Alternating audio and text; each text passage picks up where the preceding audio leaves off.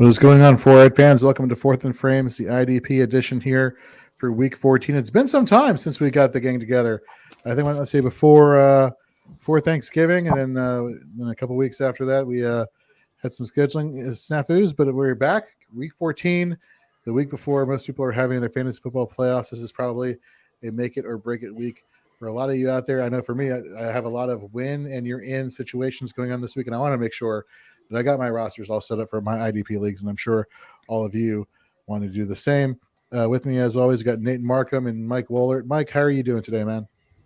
I'm doing all right. Yeah, it's been a few weeks. We had Thanksgiving, and I think last week had a scrimmage to attend, and basketball starting for my son, and we're week 14. 14. Know, right? 14. We just started the season a week ago. Imagine what's going to feel like when you say week 18. It's like, what is going on here? At that point, I'll be cool to shut the engine down and get her back to neutral.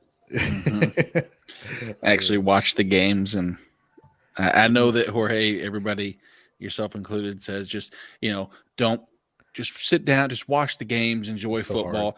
I'm sorry, I believe about 4% of the people that actually say they do it. I'm not calling you a liar, but I'm calling you a liar. I'm not saying I've been successful at doing it all the time. No, exactly. I think that we all try, but hard. Are you saying we watch football? We try to watch football because of fantasy or because of our respective teams? Because I tell you, every time, as soon as 12:30, 1 o'clock rolls around, my lineups are set for the good or bad, and I look to see if I've got any other questions to answer. And you know what? I shut the laptop down, and I watch the games, and I don't check scores until probably the end of the 4 o'clock game when Sunday Night Football comes on. I'll check things in, and then that's it. But yeah, I close the laptop and that's it. I just kind of watch the Browns game, and that will pretty much dictate how my day goes. See, here's the problem I run into is that I have notifications set up for my sleeper app on my phone. See, that's so your fault. When I have my phone next to me, I'm like, self-discipline, Jorge. Don't pick up the phone. Don't look at. I felt the vibration. What is that? Did somebody score a touchdown? Because it'll tell you somebody made a big play or somebody scored a touchdown. And I'm like, if I'm not getting enough vibrations from my phone on my armrest, I'm like, what's going on? Am I losing? Am I losing horribly? Oh my God, I think I'm losing horribly. If it's the exact opposite, I'm like, oh my God, I must be going crazy on somebody this week. Then of course you get sucked into the whole whirlpool of all that jazz. Nate Marcum, how you doing, sir? I am doing good, and I should not paint with such a broad brush. I do realize that there are many people with better, I would say, resistance to the whatever you want to call the buzzes, the interactions, the notifications. You're Pavlov's dog, Jorge. Exactly. Exactly. Which is actually one of the reasons why I kind of like the IDP as well. Is I don't get any alerts for IDP stuff. No one says, "Hey, Jalen Thompson had a tackle for a loss. Hey, this happened." So I can then wait till the game's over and see. But having it on red zone the entire time, offensively, I can gauge 65% of how I'm doing for the most part. I don't know my opponent's teams, but I have a decent idea. A lot of my eggs are in one basket. I have similar players across all of them, but it's daunting. But we're week 14. We got some, like I said in the article, COVID injuries starting to rear its ugly head a little bit more so than it has been across all things. Hockey's affected. Football's obviously affected as well with COVID. Basketball. Yeah, it's and then what does COVID mean anymore? You have the different variants out there that are spreading like wildfire, but aren't as harmful as the other ones. Like, who knows? It's crazy. It's affecting sports all over the place. Fortunately, though, we have some football to talk about. We don't have to. There are players out there who still are healthy and they're fine to go, and we're looking forward to talking about some of them on the defensive side of the ball. So let's get into some news this week in a few seconds. But first, this is going to be different from our normal shows where we normally do our Oklahoma drills where it's analyst versus analyst. We're going to scrap that this week. We're just going to give you some players that we're really high on and really, I don't want to say low on, but we're tempering our expectations on going forward. And then we'll be back to normal next week. Although what's normal as we head into the fantasy playoffs, we will actually have to figure that out between now and then, but we will, and we'll get you ready for week 1 of the fantasy playoffs. But let's try to get you into the playoffs this week. But before we do that, let's get into some news. The latest thing to come across my phone today was Zach Cunningham being picked up off of waivers by the Tennessee Titans, going to his divisional foe over there. Are you surprised by the fact that the Titans picked him up in terms of the Titans having a need? Because David Long, I don't know if he's back yet. Jaron Brown, I thought he was out also last week. I could be wrong. What do you make of this, Mike? Well, one, he's reunited with Mike Vrabel, and I believe his old defensive coordinator from Houston. So there's an immediate familiarity. And the other surprising thing was that they didn't let him fall to free agency. They claimed him. So they're picking up the rest of his contract, which Houston, I think, restructured. I know he's only owed a few $100,000 for the rest of the season. And I don't think he has like any technical guaranteed money, but he's got a pretty hefty yearly salary, if I remember. But yeah, they claimed him, so they're picking up the rest of his contract. So it's not like they just, all right, he's a guy off the street. So it could be interesting, and I think it's a bad sign. I think it's a bad sign for Jayon Brown. He had already been losing snaps before all the injuries happened, and I think he's basically playing out of necessity because David Long was hurt, Rashaan Evans got hurt, and so basically he's a guy that needed to fill in. So I definitely think this is a negative, especially since Brown's going to be a free agent anyway at the end of the year. So right. I don't know. I think they're gonna. I think Vrabel thinks he's got maybe a reclamation, project. Although things were bad in Houston from I don't know. It doesn't mean you should be a jerk about things and be a disciplinary problem, but it is what it is, and he's out. So I think landing in Tennessee could actually maybe be a benefit. I think, just with the coaching staff and the with the familiarity with the staff, I think that could help him kind of turn his attitude around.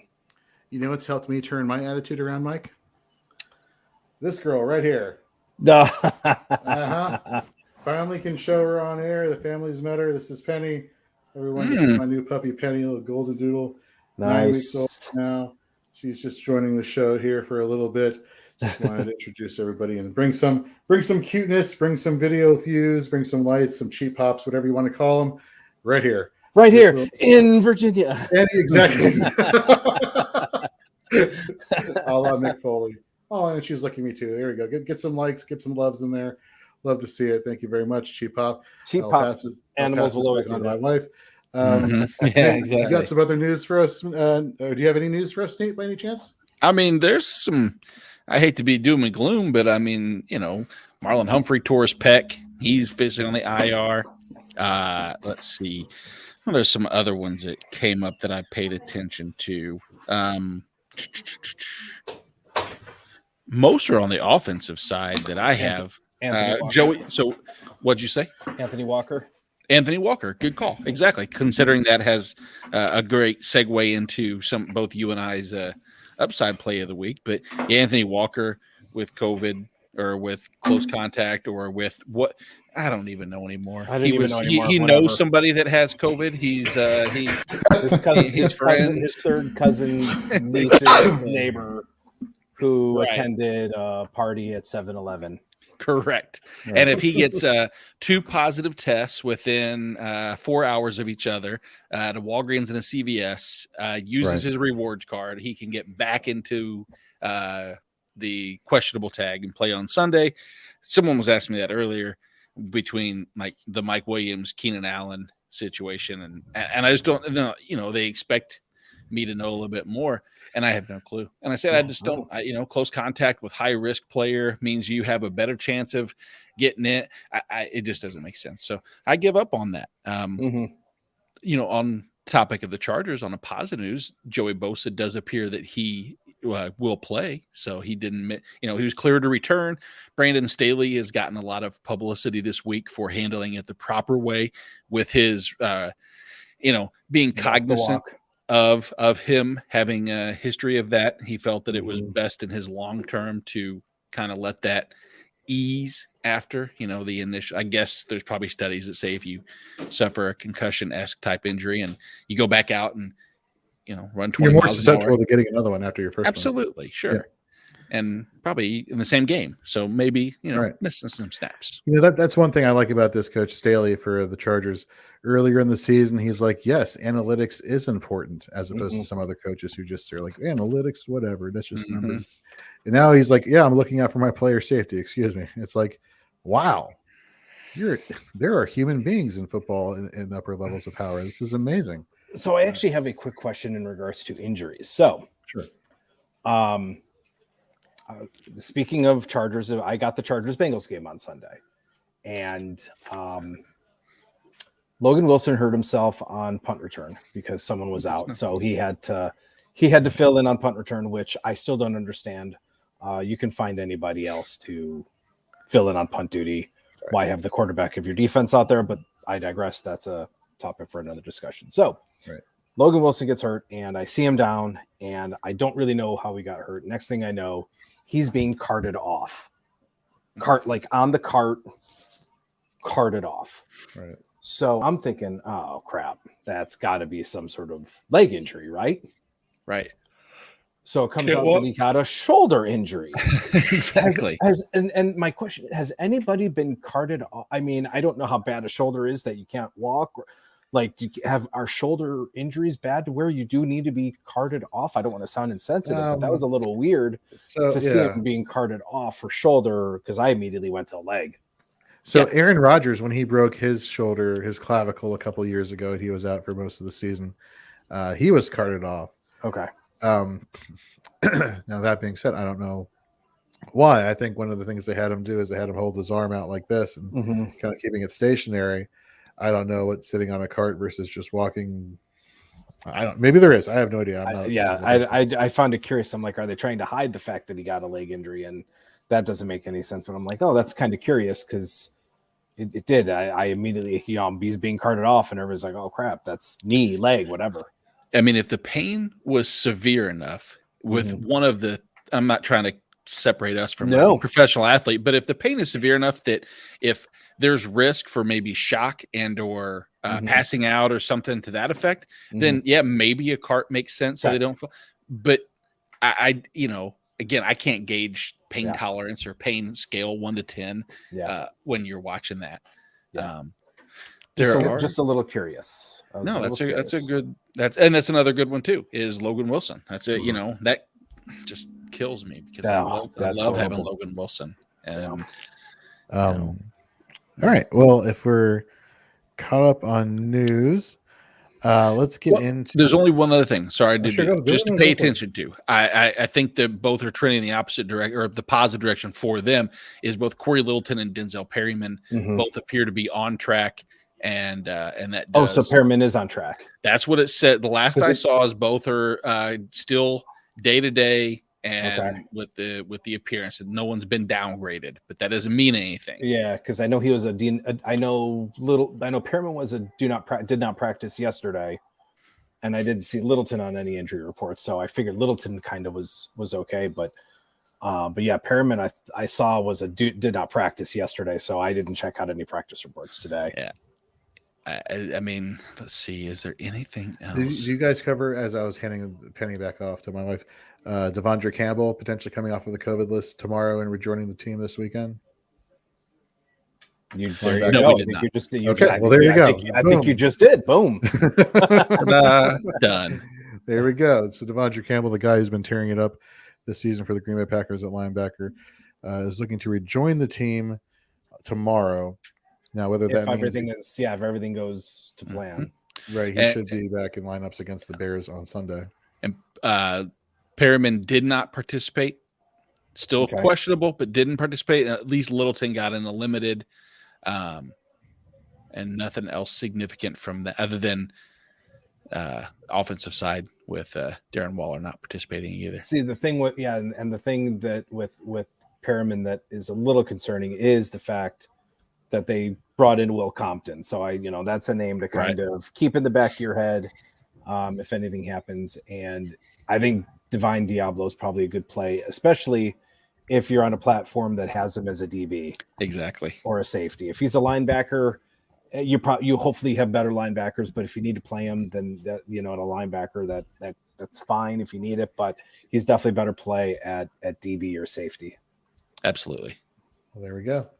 All right, well, let's get into some information people want to hear so that we can get them ready for their lineups and insert players into their starting IDP rosters that maybe they weren't really thinking about, to be honest with you.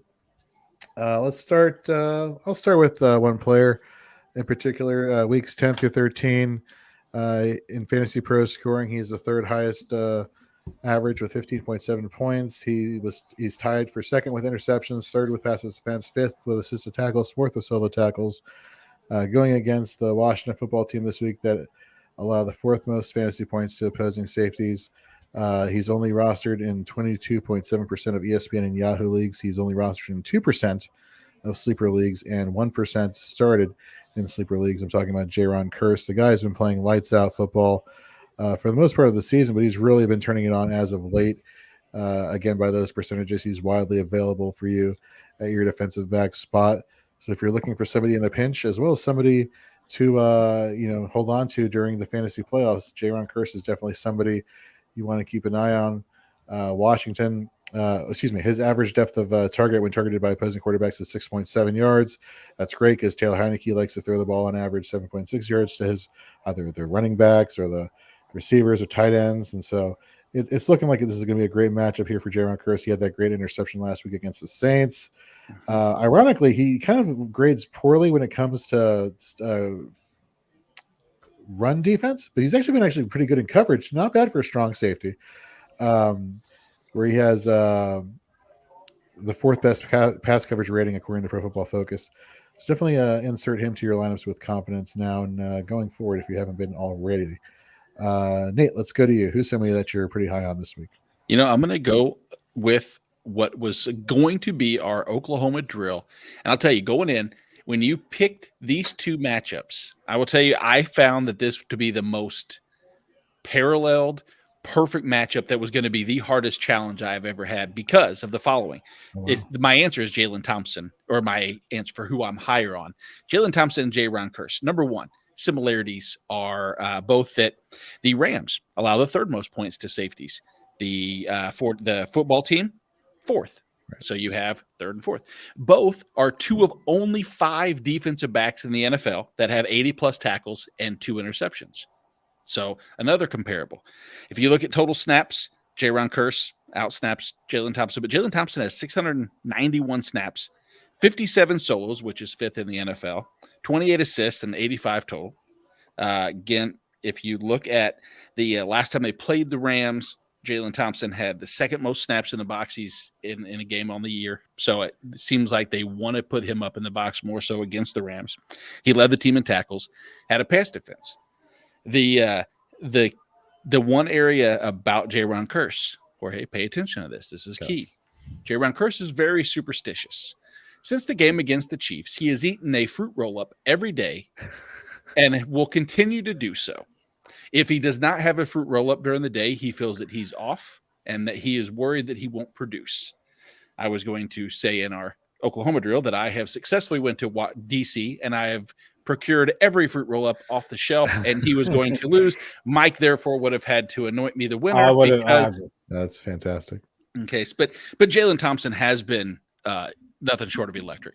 Like I said, tackle upsides there. Not a huge pass rusher, but he's done everything as far as ball hockey you can ask out of the guy. And, I mean, realistically, I'm not going to say he's made Budda Baker irrelevant because that's not the truth, but he's put the Arizona safety on duo on the map is maybe the best in the league, or at least one of the best in the league. So I was going to actually ask you that question, right? And I'll put that up for both of you guys. Do you think the gap between Budda Baker and Jalen Thompson is closing week by week, or do you think you still are taking Budda Baker's tremendous upside versus what Thompson has been showing you this season? Well, I think at this point, you kind of have to play the production and the percentages and the probabilities. And in most instances, with Baker playing off the line of scrimmage a little bit more and Jalen Thompson playing close to the line of scrimmage a little bit more, roles have reversed a little bit. You almost have to go with the person that's been producing a little bit more, and that's Thompson. I mean, he's been showing it the last several weeks. So, you kind of have to go with production, and sometimes at the cost of a name. And Budda Baker is a name, but I think I have Jalen slightly ahead of Baker in my rankings this week. As do I. But yeah, you almost have to, you got to play the production. I think if you can play both, I'd play both. I don't think I really have a problem playing both. But if you're coming down to a choice, I think you almost have to, play the hot hand at this point. If I told you that if I left off the name and I said this safety player A, player B, player A leads the NFL or amongst defensive backs leads the NFL in solo pass play tackles. He's 8th in run play tackles from solo, and he plays safety for Arizona. I think 99% of the people would say, "Oh, Budda Baker." But right. Jalen Thompson quietly is doing so. And Mike, I think I do have him. I have Thompson 3 spots ahead of Budda. So I mean, they're close, but I think it says a lot. Nice. Speaking of production, I want to talk to you about a player that actually has very poor production in the past few weeks 10 through 13. Sweet. All right. Yeah. Yes. So when the reason I picked Curse is because it's Dallas versus Washington matchup that I'm extremely excited for. And I was going to go looking at the Raiders and Chiefs because I know, Nate, you're going to be actually at Arrowhead this weekend for that matchup. And I thought defensive line. All right, well, the easy one to say is Max Crosby because he's been playing lights out. So maybe they'll give more attention to Max Crosby trying to help protect Patrick Mahomes. And maybe that would free up Yannick Ngakoue. And so I'm like, yeah, Yannick Ngakoue, he's going to be great to be a great defensive line player this week. I think I was definitely wrong. And by definitely, I think, definitely. The past 4 weeks, 7 total tackles, 2 sacks, a forced fumble. Fantasy Pro scoring 5.7 fantasy points per game. That's not good at all. Lining up against Orlando Brown, left tackle, who is very good at pass blocking. Hashtag shocker. And by chance, if for some reason that was taken away and he had to go play more against Joe Thuney, the left guard, also very good at pass blocking. So it really is the Max Crosby show this week, if anything, against Kansas City. So don't buy the narrative just because one person is going to draw a lot of attention. That's going to free up the other side. That's not always necessarily the case in the narrative one should go by. So I would fade Yannick Ngakoue as somebody that you may see available on your waivers and be like, I think this could be a situation of taking advantage of an opportunity.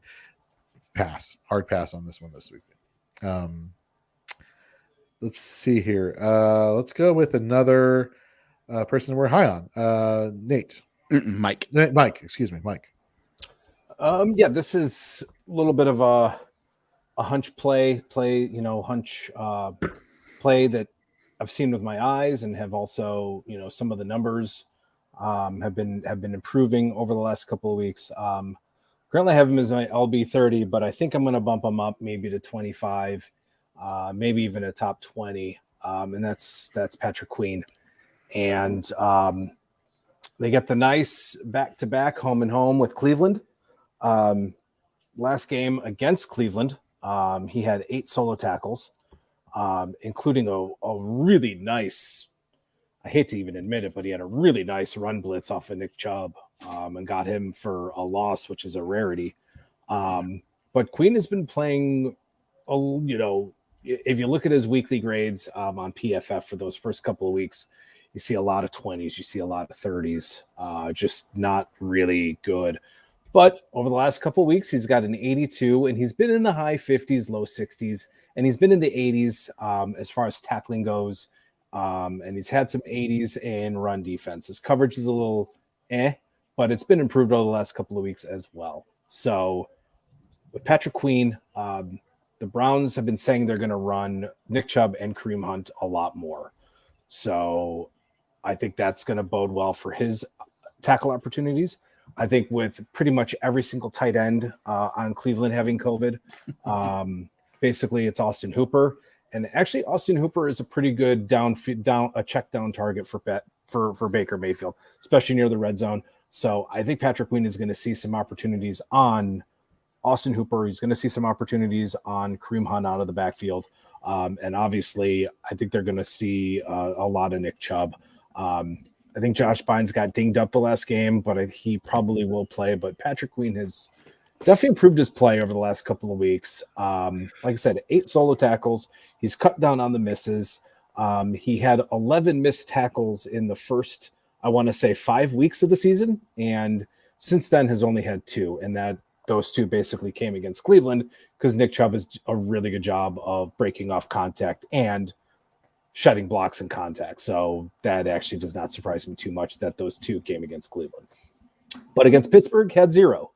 So again, he's cleaned some things up. And like I said, I think you can trust Patrick Queen as an LB2 this week against a very heavy run offense with Cleveland allowing, I think, the 6th most fantasy points to inside-outside linebackers. And I believe they're allowing close to 15 tackles a game to inside linebackers. And like I said, Queen had 8 solos last week. So I think you can I would not be surprised to see similar production again in basically the same matchup, but you had Kareem Hunt. So that I think further improves his chances.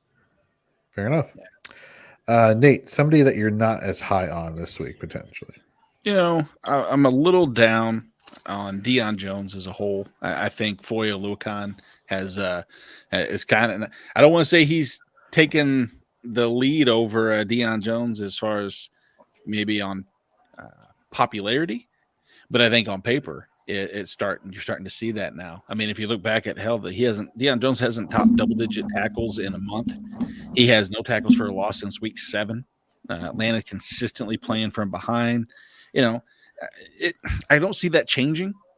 They've been putting Dion Jones a lot more in coverage, and that can pay dividends in some situations, obviously, if the pass defense or maybe the potential for an interception. But we went Dion Jones for the double-digit tackles and the tackle for the loss that he just hasn't been seeing lately. And I'm not dropping him a ton. I'm not sitting here saying that I'm going to take Dion Jones out of my LB2 conversation even, but I did move him down, and I have him as my LB 17 on the week, and maybe that's going to be lower than others, but it's Carolina is an intriguing matchup because I don't, with Cam, that's going to be the aspect is what do they expect Dion Jones to do in that situation, and I think that Carolina, as bad as they it seems to be there with Joe Brady being fired and the offense kind of being wonky, I think their defense is good enough to slow Atlanta down and then them try to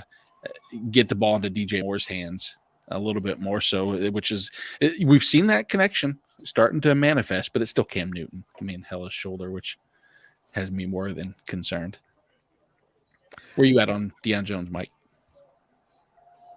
I will freely admit I am a Dion Jones fanboy. That's okay. I think some of his coverage grades have been down, but still, very, very capable of double digits. And again, he's definitely not someone I'm taking out of my lineup, but maybe LB2. I think he recovered pretty well last week. 8 tackles, 2 defended passes last week against Tampa, after back-to-back 5 tackle games against Dallas and New England. But prior to that, he had 15, 14, and 10. Correct. So, I mean, some huge games. So, I think both Fasade and Dion are definitely capable of both being top 10 linebackers at any time during a given week. And if you have both of them, start both of them. But yeah, Oluokun, he took over the dot, calling the plays, but is still making plays. But I still like Dion. I'm a Dion Jones apologist. Yeah, and and that's one of the things though. And can't emphasize this enough sometimes when people like, that's why Jorge, you said, hey, let's not use the term bust, because bust just assumes that you're fading that player and you're bound to recommend the person being out of your lineup. I'm just saying that. And when you're an LB1 or even, to have him down at 17 is not a knock, but these are also rankings where one tackle separates 6 spots on the overall ranking numbers. You know what I mean? So it's kind of wonky. Oh, God forbid you get an interception. It's like, oh God, my rankings are turning. Exactly. Oh, Joey Bosa was my, I had him as my defensive end 1 last week just because of the matchups, and it was set up to be great. Started off okay, and then concussion. So then you have a guy like Camus Grugier-Hill that totally busts all your rankings. Oh my God, he had like 19 total tackles, 20 and total an tackles. interception. An interception. He's been so consistent though. He's been good. Yeah, he's been good, but you're not. Jeez, I mean, he had. I think I looked at he has 13 tackles, and it's not even the half yet. Yeah, you're right. Yeah. It was something like that. Yeah, he was the rankings buster last week for sure. Yeah. I'm going to go with a couple players that I'm not high on this week. One of which I just changed my mind on as we were just going over listening to Mike. Kareem Jackson. He has a missed tackle percentage of 18.4%, which is in the top 15 amongst safeties this season. He's going against the Detroit Lions, who are the 3rd fewest allowed fantasy points per game to the safeties. I know that a lot of the games he's been playing in recently have been against running backs that have not had a ton of a volume per se. And Jamal Williams for the Lions, he did get 17 attempts last week. That being said, I like the fact that they can use Jamal Williams out of the backfield. And, this missed tackle rate, I just, got to follow the math, got to follow the numbers here. Just not too sold on Kareem Jackson this week. Another one who it's really hard for me to say that I'm glad we had this conversation before the show where he's saying the term bust is not something we should necessarily use, but rather somebody that we're not as high on. And that's Logan Ryan. This will be his 2nd game back and coming off of COVID, playing against the Chargers, who are the 6th fewest points, allow the 6th fewest points to safeties. Potentially no Mike Williams, potentially no Keenan Allen. So who you got? You got Austin Eckler, you got Jared Cook, you got Donald Parham. Especially if this is going to be a tight end heavy game, like this has to be a Logan Ryan situation. Especially, now that I'm saying that, maybe Logan Ryan is somebody that I'm actually higher on, because I'm giving you all the superlatives of why is this such a good thing? Maybe. All right, so Kareem Jackson down, Logan Ryan a little bit higher on this week. So fire up Logan Ryan. I take back what I was going to say. Yeah, good job, Jorge. Yeah, no problem. Well, I got it right at the end of the day. When push came to the shove, I ended up getting it right. So listen, there's nothing worse than getting to the point where you're like, all right, I'm confident this is going to make my argument. I'm bound and determined to pull this up. And it's like, what's it going to come down to? It's going to come down to, all right, well, that didn't work. Shit. Now what? Right. And then you find yourself back onto a person that you didn't think. But that's why. And sometimes having the numbers in front of you is a good thing. Sometimes it's a bad thing too. Sometimes you can be wowed into analysis or paralysis by analysis, or reversing the role, the 180 on analytics. Absolutely, and like trying to force a player onto somebody that you just know should not be forced upon. That helps no one. Me and Mike get a tag team this next person we're high on, and that does not sound great the way it came out of my mouth. So I'm going to go ahead and flexing doll yesterday. Yes, it is. It is because I think that Mike gets an opportunity to watch them, and I hope that it's more than 75% of the snaps this week, which would be great. We're talking about Jeremiah Owusu-Koramoah. So, Mike, I'll let you go ahead and start on why you think the matchup is ideal, and I'll throw in some nuggets of information that I have to support. Well, I mean, I think it's if anybody with 2 eyes, and even Thor with his 1 eye, can see that other than Myles Garrett, Koromoa is already probably the best defender on the field. Quick. His recovery is light years. I mean, his recovery and his ability to recognize to recover is veteran. There was a play he overran, and within a split second, turned on a dime, made the tackle from behind, and the guy was like, "Wait, what?" His instincts to get to the ball, his instincts to find where the gaps are, his ability. He's not a very oversized person. He's, a lot of people said he was undersized. I mean, he can see where the block is coming, and that allows him to shut it off real quick. And that just, again, allows him to get to the ball carrier quicker than an offensive lineman or a blocker can see. So a lot of that talent allows him to get to the ball really quickly. He had 12 or 13 tackles against, again, the same Baltimore team they just played. I think he did play well over 90% of the snaps in that game. Doesn't miss. He's used really all over the defense. He will rush the passer. He's near the line of scrimmage. We'll get into the slot. And I don't know. I just don't see how you keep him off the field.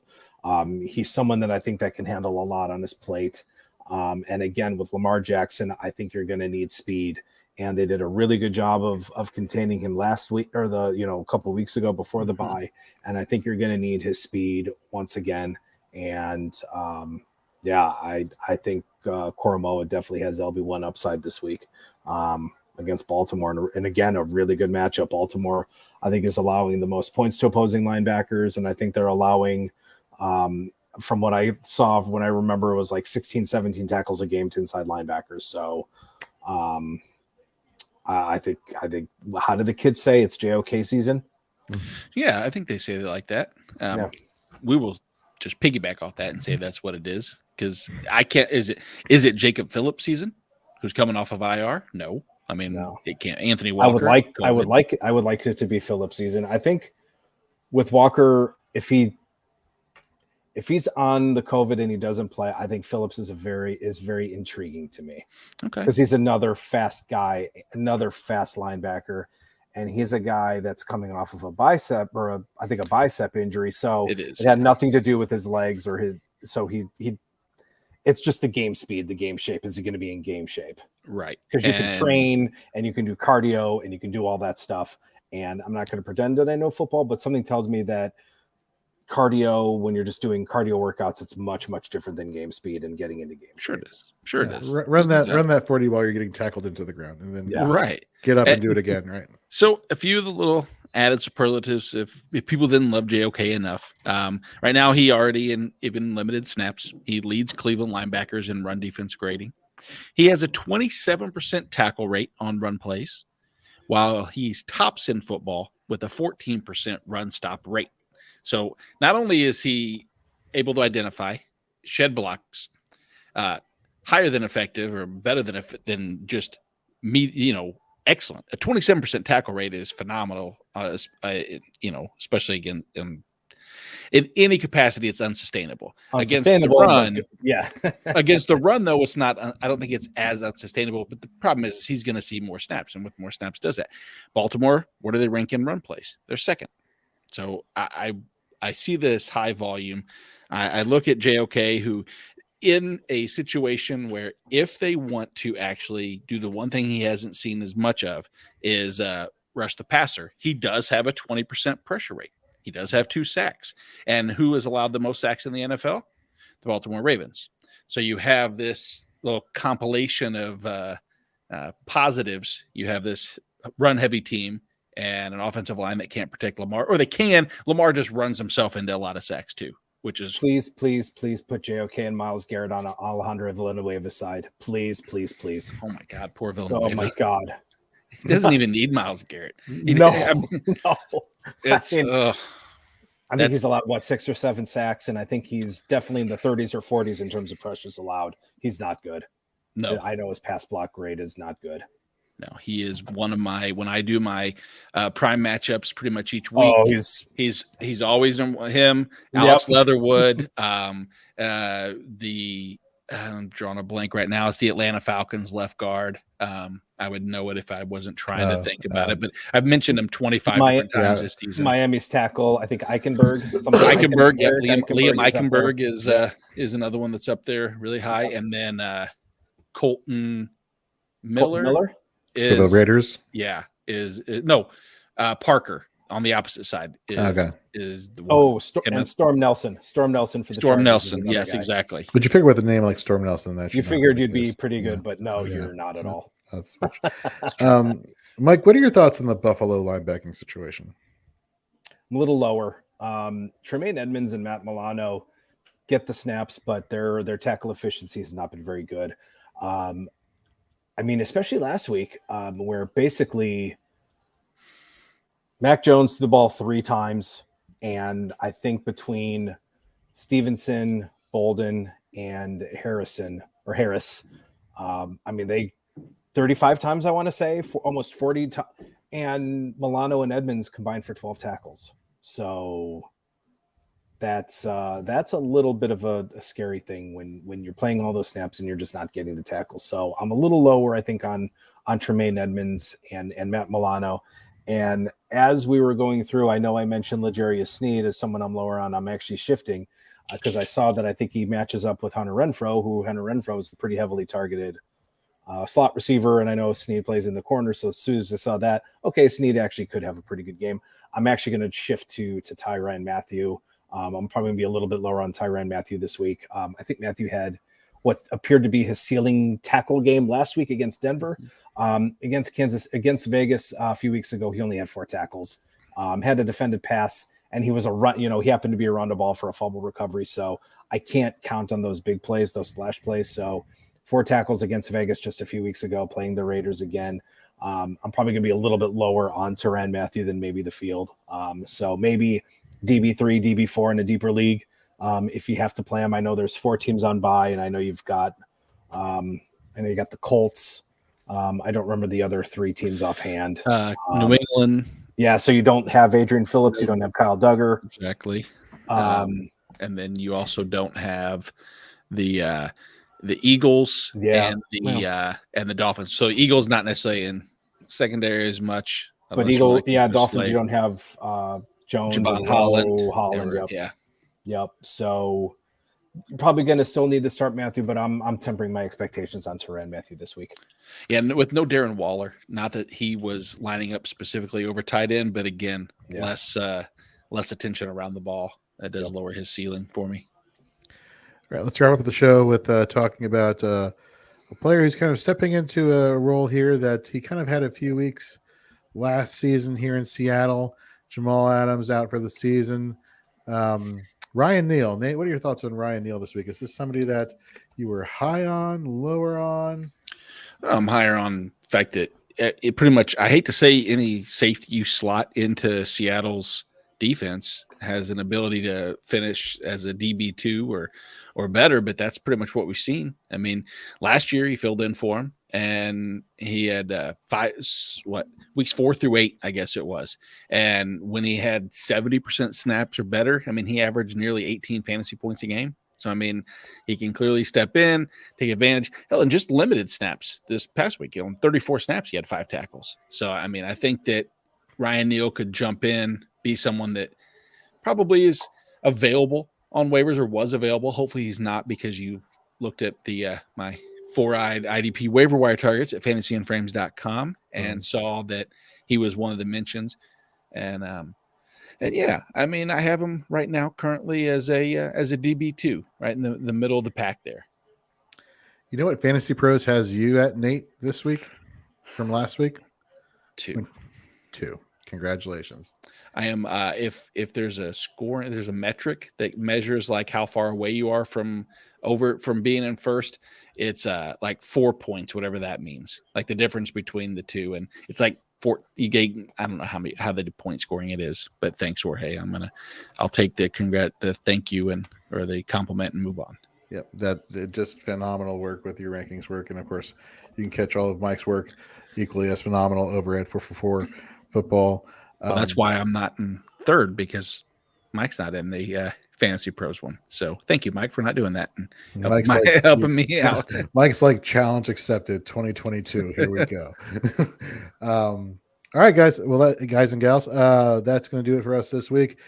We are going to have probably a little different format from this week, but also different from what we've been doing regularly because we are getting into the playoffs. So stay tuned for that next Thursday. And we'll get you ready for round 1 of the fantasy football playoffs for most of you. For hopefully. those of you, I'm sorry? Hopefully, yes. For those of you who need to win and get into the playoffs, hopefully you took away some helpful information here. Hopefully these plays will help get you into the playoffs. For those who have already clinched playoffs spots, maybe this will help you with your seeding. Either way, we wish you nothing but the best here heading into week 14.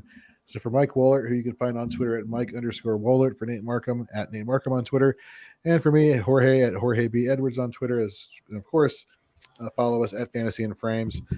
We will be back with you next week. Good luck, folks.